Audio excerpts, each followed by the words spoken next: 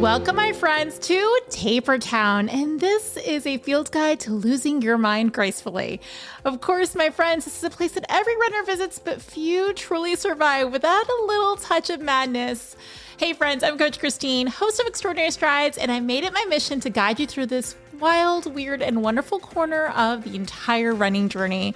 If you've ever trained for a race and you already know that taper isn't just about mileage, there's some doubts, there's a little bit of drama, there's a whole lot of hunger, phantom injuries, weather stalking, and so much more, including questioning every life choice you've ever made, all while your loved ones politely wonder if you have completely lost your ever-loving mind.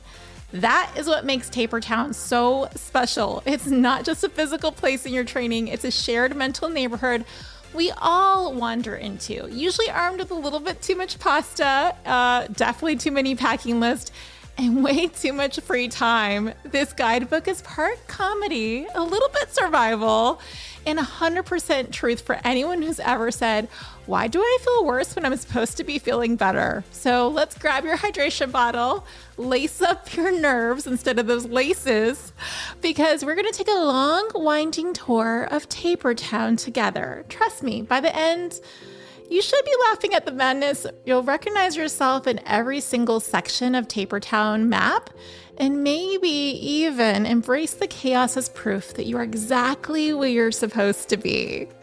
With that said, my friend, I want to welcome you to the arrival of Taper Town. The entryway into Taper Town is deceptively calm. The air is a little thinner somehow, not from altitude, but the absence of endless mileage. You may even be celebrating. You're like, yeah, I worked hard to get to Taper Town. I am here. The moment you step foot inside, there's like a gnawing itch in your legs that feel wrong.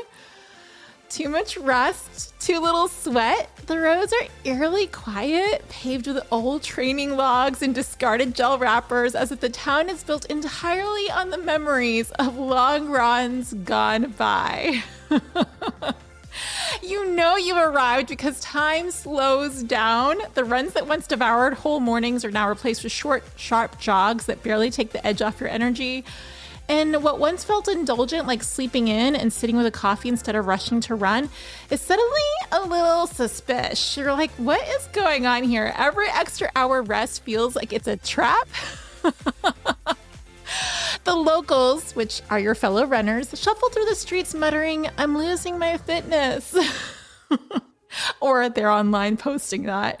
They clutch foam rollers like security blankets, and they scan their reflections in storefront windows, frowning at perceived weight gain or phantom limps. Everyone has the same haunted look, a mix of exhaustion, a little paranoia, like extras in a zombie film. The welcome sign is decorated with motivational mantras like, trust the training, less is more, don't panic. But they flicker like neon lights in a storm, impossible to believe when your brain is certain that you're falling apart. Now, you've trained for months to earn your way here, yet no one in Taper Town ever really feels ready. That's the cruel irony. Your passport stamp reads Taper Madness, valid for 14 to 21 days. And from the moment you arrive, you begin counting down to your escape. So again, I'm glad to have you here along with me. We have officially gotten our passport stamps. Let's learn a little bit more about town, shall we? Because one of the first places that you're going to want to definitely hang out at, or you will be hanging out at, is the Weather Bureau. The Weather Bureau is the grandest building in Taper Town and the busiest. It looks like NASA headquarters, only instead of tracking satellites, its walls are lined with massive screens projecting forecasts from every app known to humankind. The reason I giggle is because this is so 100% where I have been at the last couple of weeks, my friends, including with all my running and training partners and so many of you that are getting ready for your own Taper Town visit. So it's always really exciting to know that we are not alone. But with the Weather Bureau, each screen is going to contradict the other, and it's a kaleidoscope of doom. You can bank on that. On one wall, sunny skies and another torrential rain. In the corner, a hurricane warning. Somewhere I think I saw like 45-mile-per-hour runs or winds for the run. And runners are flocking here like pilgrims, each clutching their phones, refreshing hourly as if summoning some divine truth. You know you've arrived when you open your weather app before you even check your text in the morning. And you know you're here when your screenshots folder contains more 7-day forecasts than family photos. Inside, there's a thick hum of panic. Conversations sound like meteorology lectures. Well, if the dew point is 58, but the humidity is 70%, then with a 10-mile-per-hour wind... Exactly. Eyes dart nervously, comparing data like gamblers at a racetrack. Everyone is convinced the weather will personally betray them and them alone. And the staff of the Bureau, well, they're tricky. They post hourly updates just to watch the crowd gasp, and you'll hear someone groan, "It changed again," followed by a chorus of resigned sighs. The drama here isn't about what the forecast says, it's about what it could mean for your race, your pace, and your entire existence. And yet the Weather Bureau is addictive. No runner leaves without coming back again and again and again. And it doesn't matter that you've trained through snow, rain, heat. Here in Taper Town, the weather becomes the villain in your own personal story. Now, if you choose to maybe leave Weather Bureau for a little bit, you're gonna get a little hungry, right? So let's take you down to the Taper Diet Diner. And the Taper Diet Diner, it's open all hours. Its neon sign is buzzing faintly because it says hungry again. Come on in. You know you're nearby because your stomach growls constantly, regardless of whether you just ate. And there may be even a little bit of a thought in your brain like, I'm not even running that much anymore. Why am I still hungry all the time? But the smell of bread, pasta, pancakes wafts through the streets like a carb-scented fog, luring you inside. Inside, the booths are filled with jittery runners inhaling plates of spaghetti while nervously scrolling their fueling blogs. The daily special is always the same: indecision. Do you eat more carbs now? Do you save them for later? Is the banana too ripe? Is the bagel too dense? Is it going to make you feel too heavy? And every bite feels like it can make or break your race. The servers wear aprons that say, "Don't try anything new," yet the menu tempts you with exotic gels and untested sports drinks. I know a few of you are even potentially looking right now at adding some new gels or adding some new sports drinks to the mix before you get to your actual race. Some patrons give in and they chase novelty flavors like birthday cake electric goo. You know you're here when you buy it, try it, and instantly regret it. There's a ritual here. Everyone orders seconds and then thirds, and you justify it by calling it glycogen storage, even when it's just boredom and anxiety disguised as hunger. You recognize the glazed look in your reflection, the one that says, "If I don't eat this bagel, I won't make it to mile 20. The diner is both comforting and chaotic, and it's the only place where eating pancakes at midnight feels like a training strategy. Kinda is. I may have done the same thing myself. You know you've been in Taper Town too long when your grocery cart looks like you're hosting a middle school sleepover instead of running a marathon. But again, you're welcome to come on in and stay fueled because you do have a lot of miles that you'll be running. However, let's be honest, this next part of town is something that I think a lot of us tend to visit as well. The medical center.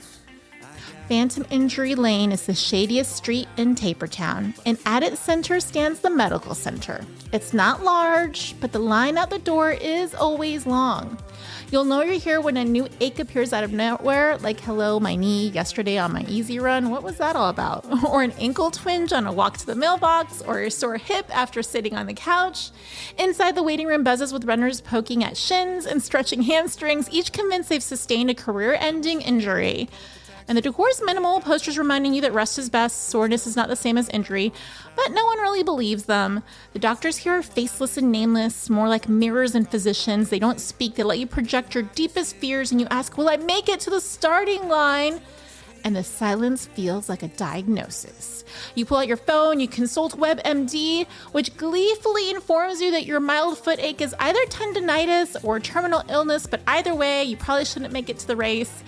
Which, of course, inserts a lot of panic in your heart. You know you've entered the medical center when you text your running group a panicked question.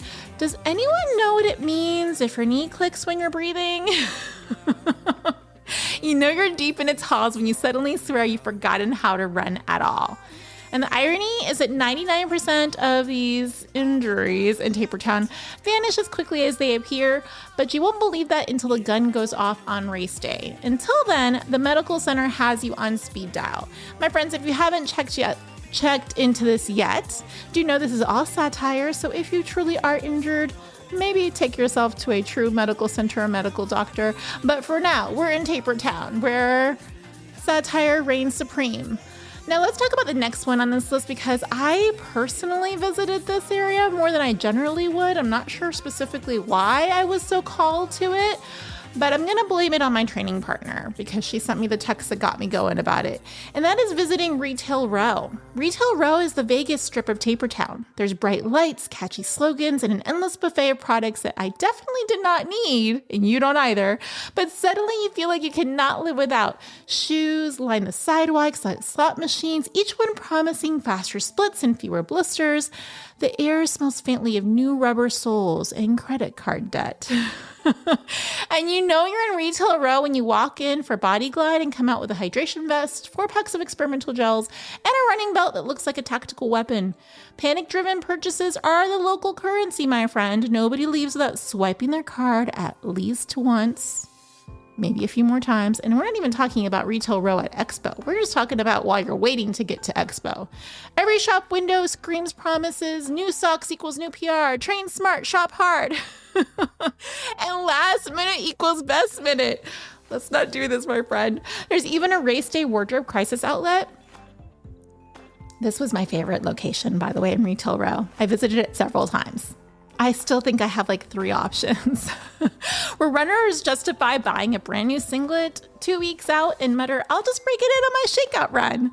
The residents here are happy, jittery, and let's be honest, slightly delusional. They clutch their new purchases like talisman against failure. Rationality is outlawed, and Retail Row runs on hope and hype. You don't ask, do I need this? You ask, will it make me feel prepared? And the answer is always yes.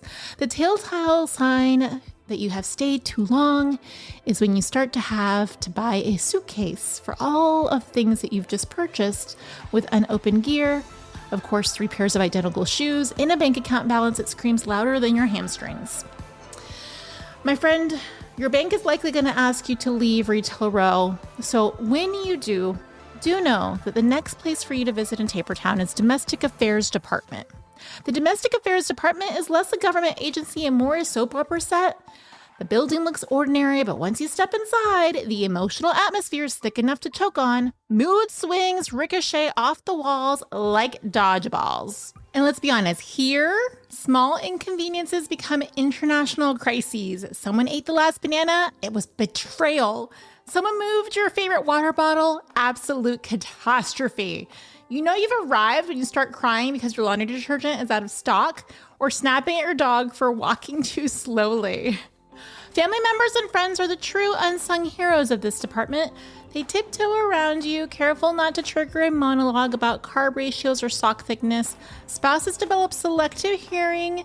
Children learn that phrases are, you running again, are grounds for exile. And then there's the cleaning frenzy. In Taper Town, runners suddenly decide to deep clean the fridge, alphabetize the spice rack, or scrub around 11 p.m. Why? Because the energy once spent on long runs has to go somewhere. And apparently, it's into organizing Tupperware. But let's be honest, after months and months of training, it actually probably isn't the worst thing to spend some time cleaning around the house. And if you're unsure whether you're here, just ask your loved ones. If they look at you with fear, pity, or the glazed stare of someone that's being held hostage, congratulations, you're in the Domestic Affairs Department of Taper Town. If by any chance they do kick you out and you can't go for a run because it's not on your training plan, there's also the next bureau of Unsolicited Advice. Whether or not you want to go there, my friend, you are going to get a couple of visits here. The bureau is a gleaming marble building staffed entirely by non-runners. Their job is to offer you ill-timed, completely unhelpful comments while chewing french fries.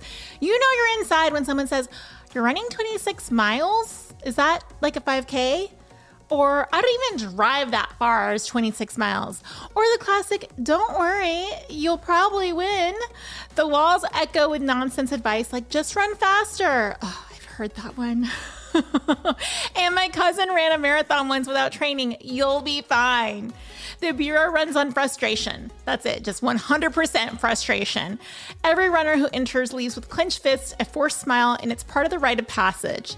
One poor soul once dared to mention carb loading to a coworker only to endure a 45-minute lecture on keto. They have never recovered since. There's no escaping this place, even if you avoid strangers, your neighbors, baristas, Uber drivers. Somebody is eventually going to sense your vulnerability and swoop in with advice that you did not ask for. You'll know you're trapped when you find yourself arguing with someone who's never run a mile about the proper way to taper. Survival tip: nod, smile, and walk away before you've even drafted into another conversation that ends with, well, running's bad for your knees anyway. Just heard that one a couple of days ago myself. Okay, friends, if you have felt like you have met your quota of being frustrated at the Bureau of Unsolicited Advice, maybe it's time to take a little stroll down to the Packing District. The Packing District is the industrial hub of Taper Town, humming with nervous energy. Here, lists breed like rabbits. Everywhere you look, runners are hunched over notebooks, scribbling safety pins for the 5th time, or, of course, if they have their bib boards.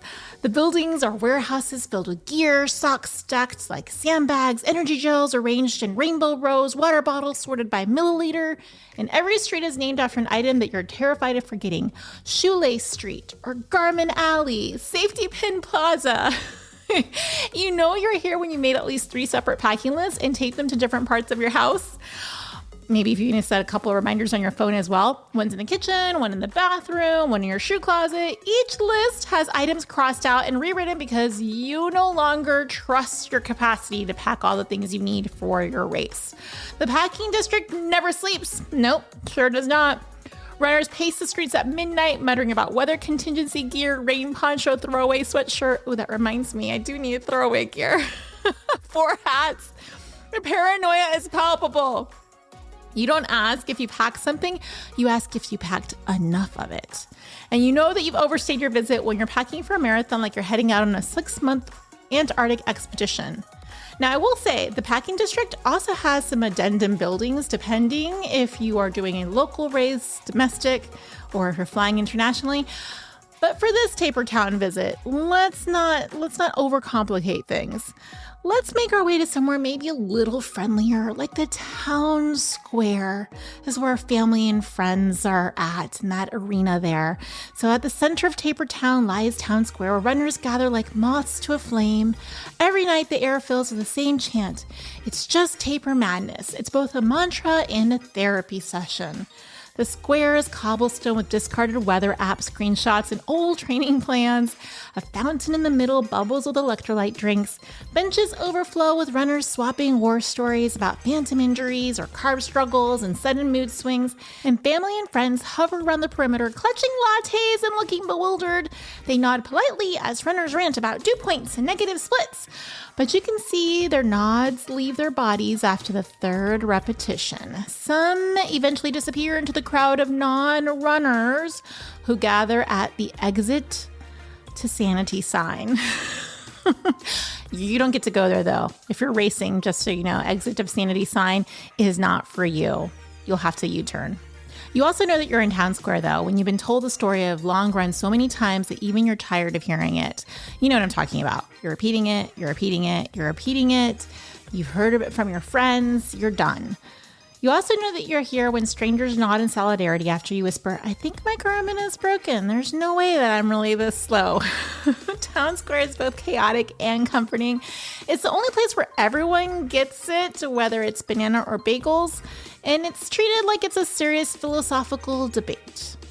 Now, the scariest part of Taper Town, I've left it for last, and I'm so sorry, but likely this is also going to be a place that you may visit. I hope your stay is very short, though. It is the Hall of Doubt. The Hall of Doubt is the most, by far, imposing structure in Taper Town. Its architecture is deceptive. It looks beautiful, majestic marble steps, gleaming pillars, and banners that read, trust the training, but inside, my friend, inside. It's a maze of second guessing, where every runner replays the last 16 weeks in agonizing slow motion.